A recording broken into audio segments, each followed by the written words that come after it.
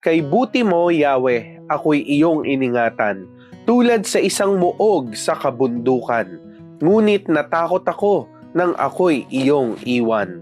Sa iyo, Yahweh, ako'y nananawagan, nagsusumamo na ako ay iyong tulungan.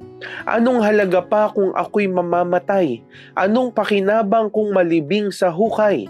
Makakapagpuri ba ang mga walang buhay? Maipapahayag ba nila ang iyong katapatan? Pakinggan mo ako, Yahweh, at kahabagan. O Yahweh, ako po sana ay tulungan. Pinawi mo itong aking kalungkutan. Pinalitan mo ng sayaw ng kagalakan. Pagluluksa ko ay iyong inalis. Kaligayahan ang iyong pinalit.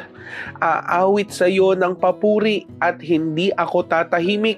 O Yahweh aking Diyos, pasasalamat ko'y walang patid.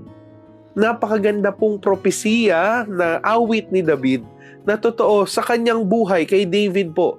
Naranasan niyang maging malungkot, naranasan niyang dumanas ng pighati, naranasan niya ang mga struggle sa buhay niya. Pero dahil sa mercy, sa love ng Panginoon, pinalitan yung kalungkutan ng sayaw sa kagalakan. Yung pagluluksa, inalis ni Lord at pinalitan ng kaligayahan sa buhay po ni David. Same thing po sa atin. Salamat po sa kamatayan ni Kristo sa krus at hindi siya nanatiling patay. On the third day, He rose again. And Jesus is indeed alive na alive.